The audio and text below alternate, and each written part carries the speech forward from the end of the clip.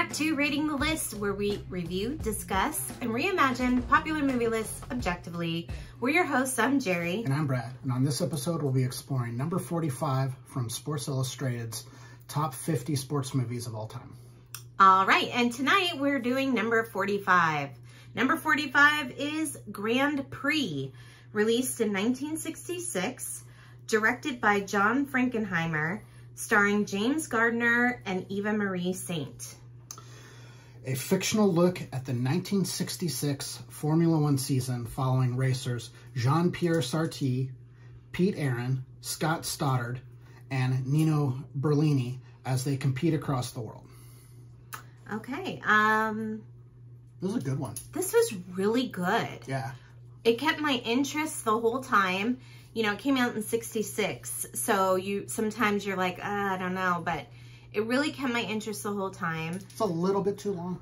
Little too long. Little too long. But other than that, the race scenes are really well shot. I don't know if they're like taken from something or... I think they what it looked like to me is they hooked up a camera to actual Formula One cars and then had real Formula One drivers drive like a circuit. Okay, that makes sense. So that's one thing I really liked about the movie is, and this is kind of a John Frankenheimer kind of aesthetic. He tends to not use tricky editing or slow motion. He tends to shoot stuff in quote unquote real time. Okay. Do you remember the movie Ronin? Yes.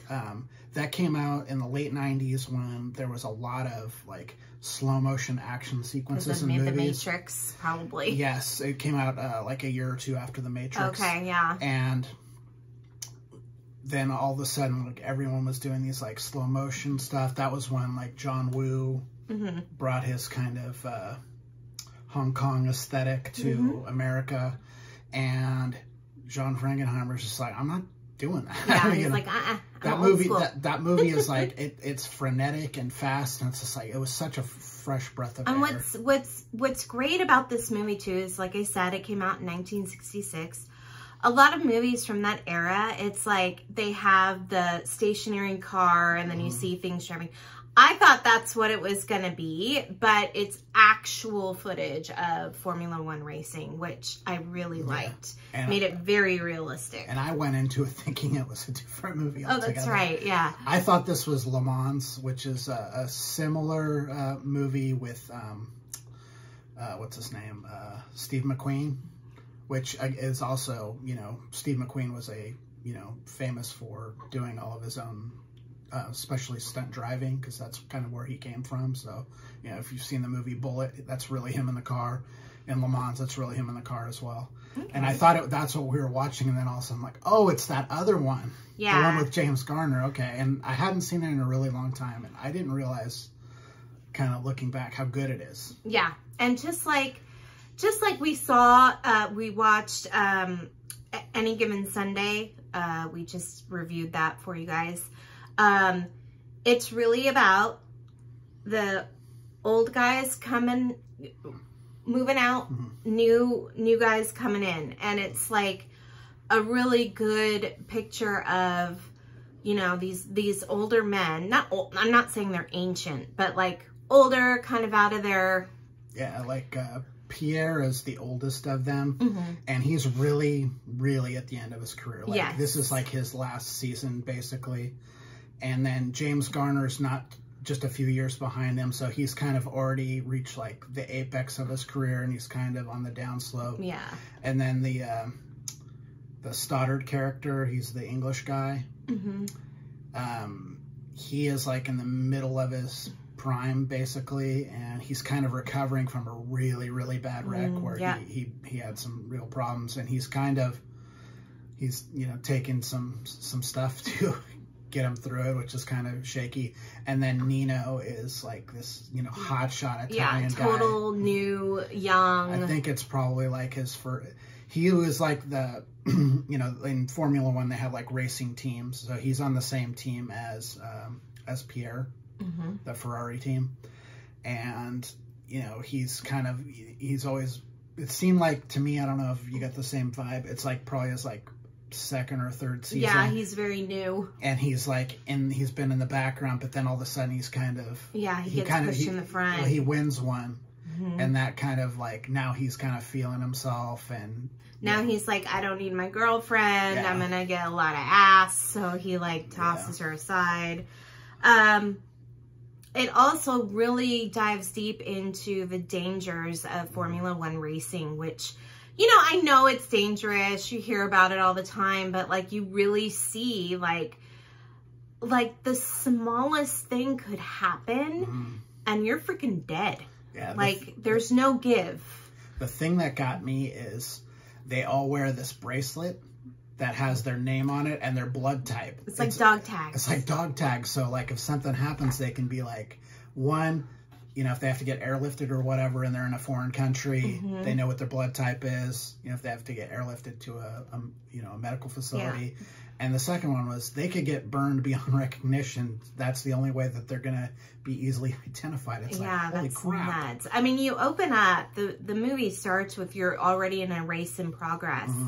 And a big accident happens, and you see like the damage it can do to someone's career, how that can affect them. It's really crazy. And I'm sure things are pretty much the same now as they were in the 60s. Yeah. I mean, I'm sure the cars are a little bit probably built better. Yeah, they are. A little safer maybe, but there's still a lot of dangers in what they're doing. I mean, you're still basically on a little rocket ship. Yeah.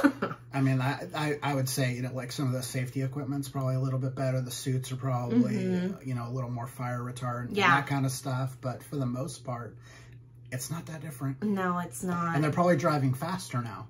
So even with the, you know, the advances in that's true. Does that offset like them going even faster than they were going back then? Yeah, that's a good point. Yeah, and the tires are probably like all new technology and stuff and all that. Yeah. So there you go.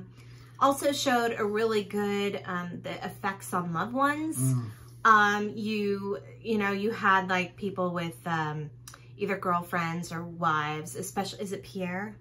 Yeah. The one that broke all like his bones? No, that's Stoddard. Stoddard's wife. When we come into the movie, she's already over it. She's tired of... Yeah, you got the feeling like they've had some conversation at some point and their relationship was already kind of at a crossroads. Yeah, and I have a feeling like she was like, don't race anymore or I'm leaving. And he decided to keep racing.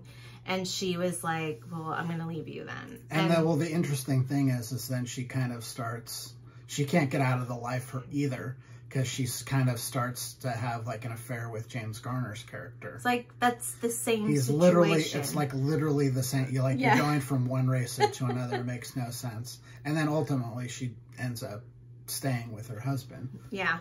Yeah. Which is it's a whole very weird kind of it's situation. Just, you could see that it just takes a toll on the people watching these men getting on little rockets and, like, you know, like Ava Marie over and over again. Ava Marie Saint's character was she like a photographer?